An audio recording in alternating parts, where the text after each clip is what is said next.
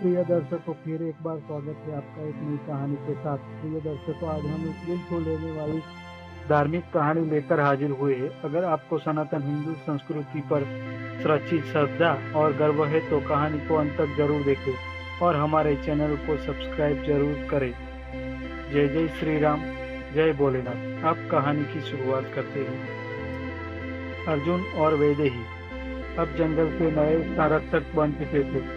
One पुत्र की आत्मा ने उन्हें जंगल की रक्षा की जिम्मेदारी सौंप दी थी। चारों तत्वों पृथ्वी, जल, वायु और अग्नि के पुनर्संतुलन के बाद जंगल फिर से हरा भरा हो गया था। लेकिन यह शांति ज्यादा दिनों तक नहीं रहने वाली थी। एक नया संकट जंगल की ओर बढ़ रहा था। मनुष्यों की एक आधुनिक सभ्यता जो जंगल को मिटाकर अपनी दुनिया बसाना चाहती थी। समय बीतता गया और अर्जुन व वैदेही जंगल की रक्षा में जुटे रहे। लेकिन धीरे धीरे जंगल के किनारे एक नया शहर बसने लगा। यह कोई साधारण गांव नहीं था, बल्कि एक आधुनिक नगर जहां लोहे और कंक्रीट की इमारतें खड़ी हो रही थी। इंसानों ने जंगल को काटना शुरू कर दिया। नदियों को मोड़ दिया गया, जंगली जानवरों को मारकर भगा दिया गया। अर्जुन और वैदेही को एहसास हुआ कि अब जंगल को केवल जादू से नहीं बल्कि समझदारी और कूटनीति से बचाना होगा। अर्जुन और वैदेही ने शहर के राजा महेंद्र सेन से मिलने का निश्चय किया। वे शहर पहुंचे और राजा से बोले, महेंद्र सेन, तुम जंगल को नष्ट कर रहे हो। अगर तुम इसे नहीं रोकोगे तो पूरी प्रकृति तुम्हारे खिलाफ हो जाएगी। राजा महेंद्र सेन हंसा और बोला, जंगल हमारे विकास में बाधा डाल रहा है। हमें सड़कों, घरों और खेतों की जरूरत है। जंगल को मिटाना ही होगा। अर्जुन ने कहा, अगर जंगल नष्ट हुआ तो तुम्हारा शहर भी नहीं बचेगा।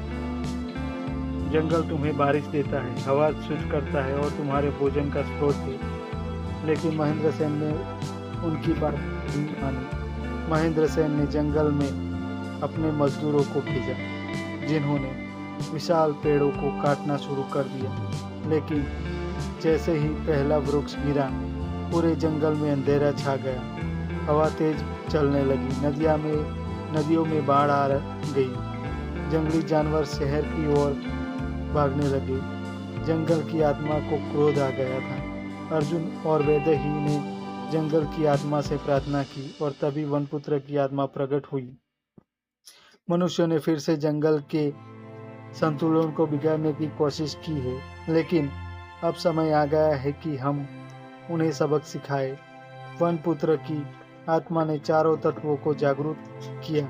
पृथ्वी हिलने लगी, जिससे शहर की इमारतें कांपने लगी। नदी का पानी उफान पर आ गया, जिससे शहर में बाढ़ का खतरा पैदा हो गया। हवा इतनी तेज हो गई कि लोग सड़कों पर गिरने लगे। जंगल में आग लग गई, जिससे लोगों को भागना पड़ा। महेंद्र सेन डर गया और बोला, रुको, हमें माफ कर दो, हम जंगल को नुकसान नहीं पहुंचाएंगे। अर्जुन और वैदेही ने महेंद्र सेन से कहा, अगर तुम सच में जंगल की रक्षा करना चाहते हो तो हमें एक समझौता करना होगा। महेंद्र सेन ने सहमति जताई और एक नया नियम बनाया गया। जंगल का 50% हिस्सा संरक्षित रहेगा। कोई भी व्यक्ति बिना अनुमति के पेड़ नहीं काटेगा।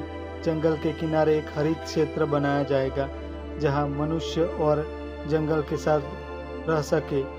इस तरह जंगल और शहर के बीच एक नई शांति स्थापित हुई। जब जंगल और शहर के बीच शांति बहाल हो गई तो वनपुत्र की आत्मा फिर से प्रकट हुई। अर्जुन और वैदेही, तुमने मेरी विरासत को आगे बढ़ाया है। अब तुम ही इस जंगल के नए रक्षक हो। इसके बाद वनपुत्र की आत्मा धीरे धीरे प्रकाश में परिवर्तित हुई और आकाश में विलीन हो गई। अब वनपुत्र एक कथा बन चुका था, लेकिन उसकी आत्मा हमेशा जंगल की हवाओं, पेड़ों और नदियों में जीवित रहेगी। वनपुत्र की गाथा हमें सिखाती है कि प्रकृति और मनुष्य के बीच संतुलन आवश्यक है। अगर हम जंगल को बचाएंगे तो जंगल हमें बचाएंगे। प्रिय दोस्तों, यह कहानी आपको कैसी लगी कमेंट करके ज़रूर बताएं और ऐसी ही मज़ेदार कहानियाँ सुनने के लिए हमारे चैनल को सब्सक्राइब जरूर करें। धन्यवाद।